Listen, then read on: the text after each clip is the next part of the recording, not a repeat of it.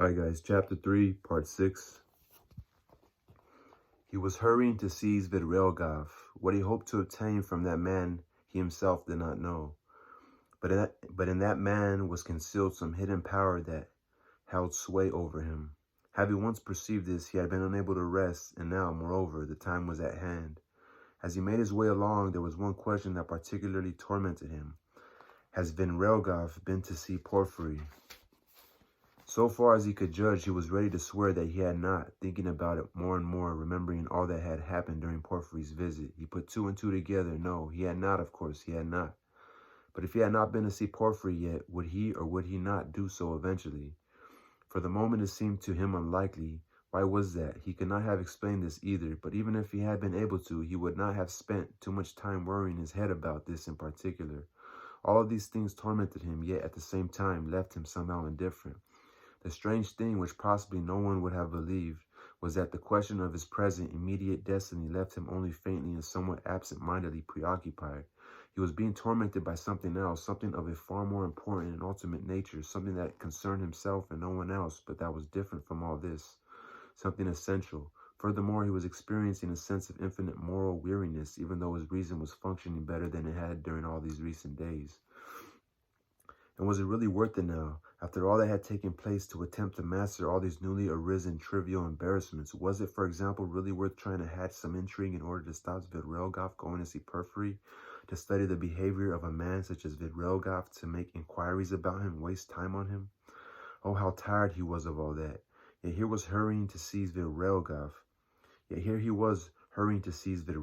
Might it not be that he was hoping for something new from him, some hint, some way out, like a man clutching at straws? Might it not be that fate and instinct were drawing them together? Perhaps it was merely the effect of weariness and despair. Perhaps the person he needed was not Vidrelgov, but someone else, and Vidrelgov merely happened to have turned up. Was it Sonia? But why would he go and see Sonia now in order to ask for her tears again? In any case, Sonia frightened him. Sonia represented an inexorable judgment, a decision that cannot be altered. Now it was either his way or hers. Particularly at this moment, he did not feel up to going to see her, he would rather go and put Vidrelgov to the test. What was happening to him? He could not escape the inward feeling that it was precisely Vidrelgov who had for a long time now been the person he needed for some special purpose. That was all very well now, but what could they possibly have in common? Even the wrongdoing each had committed could not be viewed on an equal level. Furthermore, this man was highly unpleasant, obviously a lecher, sly and deceitful beyond all doubt, and probably quite vicious. The stories about him tended to confirm that. He had, it was true, gone to some trouble for the sake of Katerina Ivanovna's children. But who could tell for what purpose and in what lay the significance of his concern? This man was forever engaged in plans and projects of various kinds. During all these days, there was another thought that had kept constantly flickering through Raskolnikov's mind, causing him abdominal torment.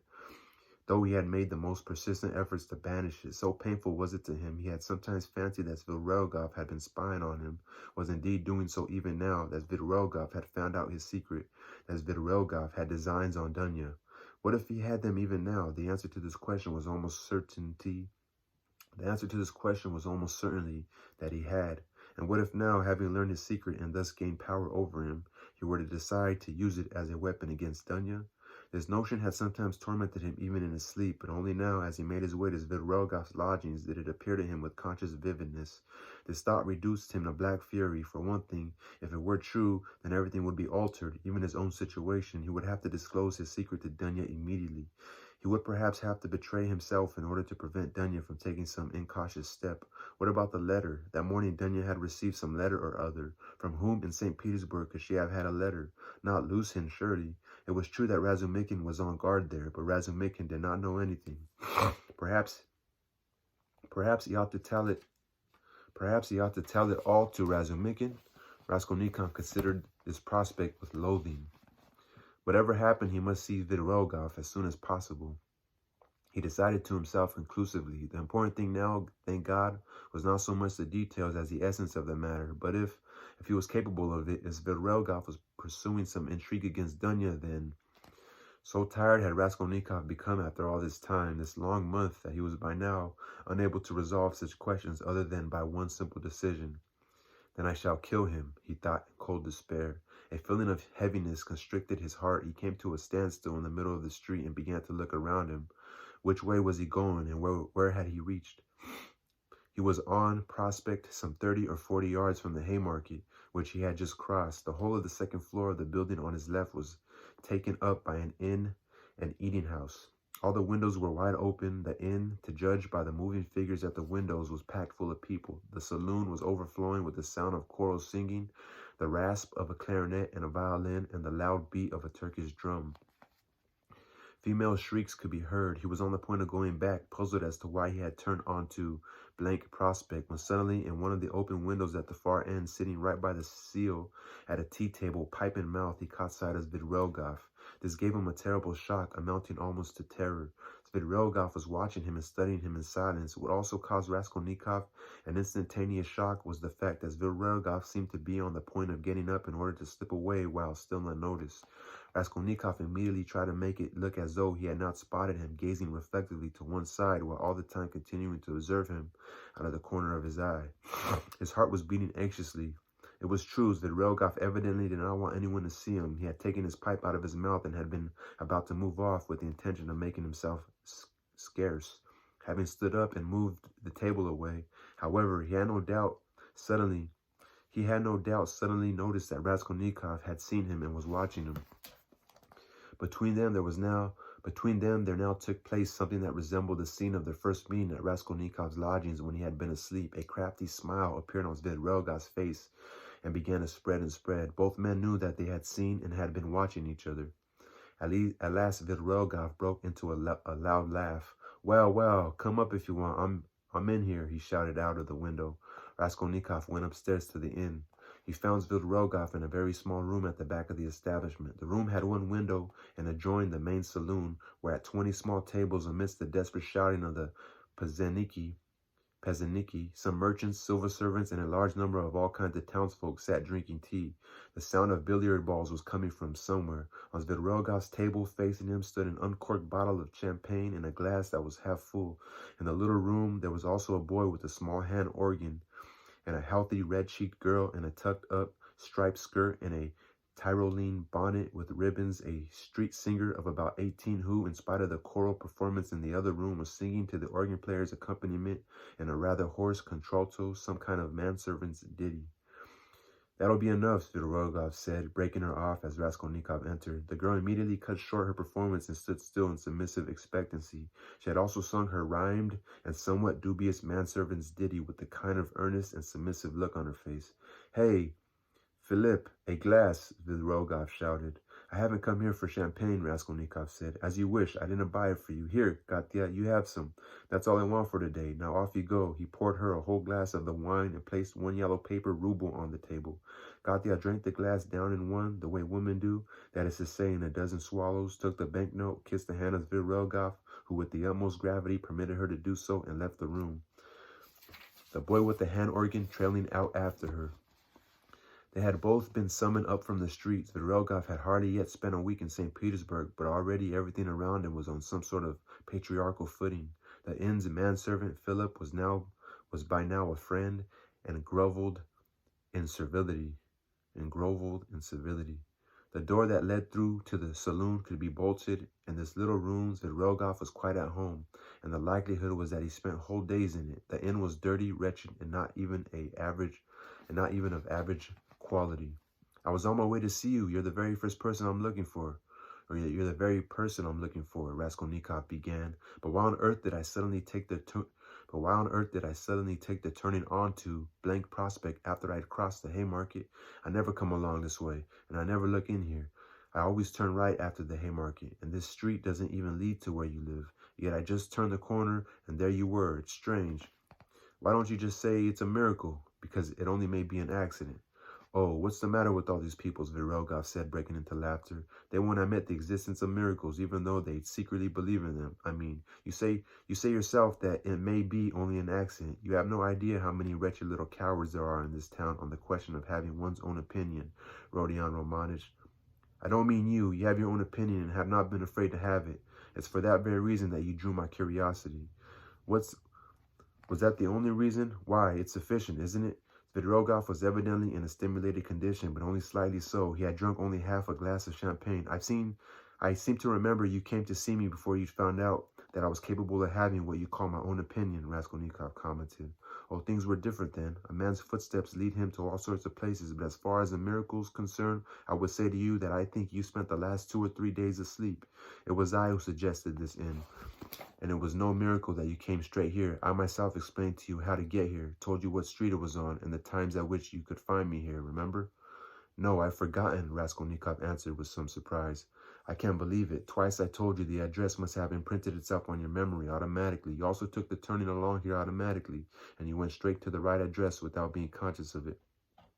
Even as I was telling you, I didn't have much faith that you'd taken it in. You certainly give yourself away, Rodion Romanich. And there's another thing. I've convinced that there are many people in St. Petersburg who talk to themselves as they go about.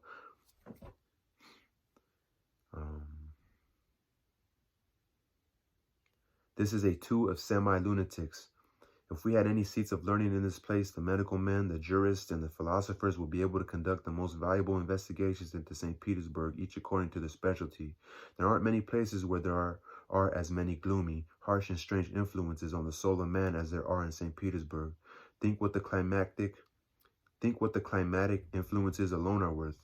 Yet this is the administrative center of all Russia, and its character must have an effect on everything. But that's not what matters now. What matters now is that on several past occasions I've watched you from the wings. You come out of that building of yours still holding your head up straight. By the time you've gone 20 paces, you've begun to lower it, and you're folding your hands behind your back. You look, but you evidently no longer see anyone either in front of you or to either side. Finally, you begin to move your lips and talk to yourself. And sometimes you free one of your hands and declaim something out loud, and then you stand still for a long time in the middle of the road. That's very bad, sir. Someone apart from myself might see you, and it wouldn't do you much good. It's all really much of a muchness to me, and I'm not going to try to cure you, but I think you know what I mean. So you know I'm being followed? Raskolnikov asked, studying him keenly. No, I know nothing of the kind, Svidrigaïlov replied in astonishment.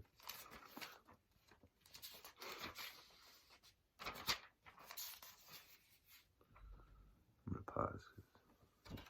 So we're resuming part 6, chapter 3, the last about 5 pages of the chapter. Well then, let's leave the subject of me alone, Raskolnikov muttered, frowning. Very well, let's do that. I'd rather you told me if it's true that you come here drinking regularly and told me to meet you here twice. Why it was that when I looked up at this window from the street, you hid and tried to slip away. I saw that very plainly. And why that day, when I stood on your threshold, did you go on lying on your sofa with your eyes closed, pretending to be asleep when you weren't asleep at all? I saw that very plainly. I might have had reasons, you know that yourself. And I too might have had reasons, even though you're not going to find out what they were. Raskolnikov lowered his right elbow onto the table, supported his chin from below with the fingers of his right hand, and stared fixedly at Svidrigaïlov. For about a minute he studied Svidrigaïlov's face, which even on earlier occasions he had always found startling. It was a strange face and almost resembled a mask, white and rubicund, with rubicund, scarlet lips, a light blonde beard, and blonde hair that was still quite thick. His eyes were somehow excessively blue, their gaze excessively heavy and immobile. There was something terribly unpleasant about this handsome and extremely youthful, if years were anything to go by, face. Svidrigaïlov's clothes were fashionable, summer-styled, and lightweight, his shirt and cuffs particularly smart. On one finger he wore an enormous ring, studded with an expensive precious stone. Do I really have to waste time playing with you as well? Raskolnikov said suddenly, coming straight to the point with a kind of convulsive impatience. Even though you may be the most dangerous man if you take it into your head to harm anyone, I personally don't intend to fool about any longer.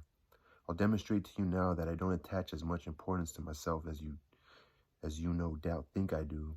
You may as well know I've come to tell you that if you maintain your former designs on my sister, and if towards that end you plan to take advantage in any way of the things that have been revealed of late, then I will kill you before you put me in gaol, G-A-O-L. My word is my bond, if you know that I am able to keep it. The second point is this: if there is anything you want to tell me, because during all this time I've had a feeling that there is, then tell me it quickly, because time is short and it may very well soon be too late. I say, what's all the hurry? Zvedrelgov asked, studying him inquisitively. A man's footsteps lead him to all sorts of places, Raskolnikov said in black impatience. Only just now you were challenging me to be open with you, yet at the first question I put to you, you refused to answer, Zvedrelgov commented with a smile. You still think I have some kind of purpose up my sleeve, and so you view me with suspicion. Oh, well, that's perfectly understandable on your part, but however much I'd like to be on closer terms with you, I shan't make the effort to persuade you that the contrary is true. Quite honestly, the game's not worth the candle. In any case, I had no plans to talk to you about anything in particular. Then why was I so important to you the other day? I mean, you were looking after me, weren't you? Oh, simply because you were an interesting subject for observation. The unreality of your situation appealed to me, that's all. That and the fact that you happen to be brother of a certain young lady who interested me greatly, that on frequent occasions I had heard a great deal about you from that very same young lady, and that consequently I decided you must have a great influence on her. That's not too little by way of explanation, is it? He. Though actually I will admit that I find your question rather complicated, and it's hard for me to answer it. I mean, take just now, for example. I don't mind betting that you haven't come just to see me about that matter, but about something new as well. I'm right, am I not? Yes? Vidrogov insisted with a crafty smile. Well, that being said, will you believe it if I tell you that even as I was on my way here in the train, I was counting on the prospect of you also telling me something new and on my being able to borrow something from you? That's the kind of wealthy men we are. What do you mean, borrow something from me? How can I explain it? Do I myself really know? You see the sort of miserable little inn I spend all my days sitting in, and I quite enjoy it, actually. Or rather, it's not so much that I enjoy it as that one must have somewhere to sit. I mean, take that poor Gatia girl. Did you see her? I mean, I wish I were a gourmand or a club gastronomer, but wow, you see the sort of meals I get? He jabbed a finger into the corner where on a little table a small tin plate contained the remnants of a horrible dish of beefsteak and potatoes. Incidentally, have you had anything to eat? I've had a bite or two. I don't want any more. I don't touch alcohol at all, hardly, except for champagne. I only have one glass to last me the whole evening, and even then it gives me a headache. I asked them to bring me a bottle to set me up because I'm about to go somewhere, and you behold me in a singular frame of mind. That was why I attempted to hide just now like a schoolboy, thinking you'd slow me up, but it seems he took out his watch. I can be with you for an hour. It's 4:30 now, you know. I sometimes wish I were something, or a landowner, or a father, or a Ulan, Uhlan, a photographer, a journalist, but I'm nothing. I have no specialism. Sometimes I get very bored. Actually, I really did think you might have something new to tell me. What sort of man are you? Why have you come into town? What sort of man am I? You know the story. A member of the gentry, served 2 years in the cavalry, then loafed around here in St. Petersburg for another 2, then got married to Marfa Petrovna and went to live in the country. That's my biography. They say you're a gambler. No, what sort of gambler am I? I cheat at cards. I don't gamble. So you were a card sharper when you lived here before? Yes, that's right. Well, did you get horsewhipped? It happened? Why? Well, in that case, you must have had the opportunity of challenging people to duels. As a rule, that makes one's life more interesting. I shan't contradict you, but I'm afraid I'm not given to philosophizing. To be perfectly honest with you, I came here more on account of the women. Even though you've only just buried Marfa Petrovna? That's right, Zvedrelgov smiled with disarming candor. So what? You seem to think there's something wrong about my mentioning women in that way. You mean, do I or don't I think there's anything wrong about lechery? Lechery? So that's where you're leading? Well, actually, for the sake of order, I shall begin by answering your question about women in general terms. You see, I have a weakness for idle chatter. Tell me, why should I restrain myself? Why should I give up women since at least there's something I care about? It's a pastime at any rate. So the only thing you're sure of finding here is lechery. He's telling him. So what if it is? I think you've got lechery on the brain, though I must admit I do like a straightforward question.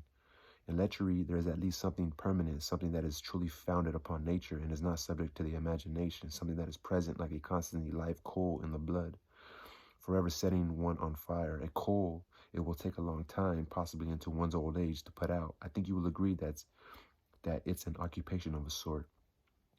What are you so glad about? It's an illness and a dangerous one. Ah, so that's where you're leading. I agree that it's an illness, like everything that passes the bounds of moderation. And here, it's essential to pass the bounds of moderation. But I mean, in the first place, it takes one man this way and another man that way. And in the second place, of course, one ought to observe moderation, prudence, even of a villainous kind in all things. But you see, what am I to do? If I didn't have that, I'd probably just have to shoot myself. I agree that a man with any decency ought to put up with the frustration, but you see, And would you be able to shoot yourself? That's enough, Zvidrelgov countered with revulsion. Please do me the favor of not talking about that, he added hurriedly, and without any of the bravado that had manifested itself in all his words so far. Even his face seemed to have altered. I admit it's an unforgivable weakness, but what am I to do? I'm afraid of death, and I don't like it when people talk about it. Do you know that I'm a sort of a mystic? Aha, the ghost of Marfa Petrovna. Well, does she still keep on coming to see you? Oh, that. Don't mention that either. It hasn't happened so far while I've been in St. Petersburg in any case. To the devil with it, he exclaimed with an air of irritation. Let's rather talk about this, though actually. Damn. What a pity there's so little time and I can't stay with you long. There's something I'd like to tell you. Who do you have to go and see? A woman? Yes, a woman, that's right. An unexpected encounter. But no, that's not what I want to tell you about. But does the loathsomeness, the sheer loathsomeness of this whole environment have any effect on you? Have you lost the strength to stop? So you claim to have strength, do you? You surprised me just now, Rodion Romanch. Even though I knew in advance it was going to be like this, you keep harping on me and the lechery and aesthetics. You're a Schiller, you're an idealist. All that, of course, is just as it should be. And one would indeed be surprised if it were any different. But I must say that even so, it's a strange phenomenon when one comes across it in reality.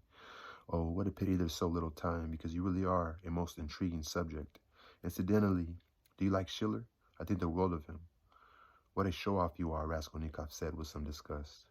Oh, my goodness, Zvidrelgov replied, bursting into laughter. Though actually I won't argue. I may very well be one, but why shouldn't I do a bit of showing off if it doesn't do anyone any harm? I've been living in Marfa Petrovna's country house for 7 years, and so now, having greedily pounced upon as intelligent a man as yourself, not only intelligent but in the highest degree intriguing, I'm simply glad of the chance to loosen my tongue. And there's also the fact that I've been drinking these half glasses of champagne and they've gone to my head a bit. No, the point is that there exists a certain circumstance which has bucked me up enormously, but about which I shall remain silent. Where are you off to? He asked suddenly in alarm. Raskolnikov had begun to get up. He had started to experience a room as heavy and stuffy and felt uncomfortable about having come here. His suspicions of Zvidrelgov had been confirmed. He saw him as the most empty and worthless villain in all the world. For heaven's sake, sit down. Don't go yet, Zvidrelgov implored him. Why don't you order yourself some tea? Come along, sit down. I promise not to talk nonsense, about myself at least. I shall tell you a story, if you let me. I shall tell you the story of how a woman, to use your style of language, saved me. It will also be a reply to your first question, as the young lady concerned is your sister. May I tell you it? That way we shall kill time, too.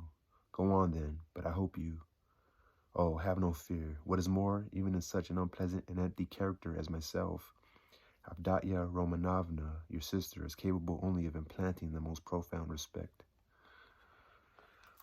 So yeah, that's the end of chapter 6, or chapter 4, part 6. Peace. Actually, no, it's chapter 3. That was the end of chapter 3, part 6.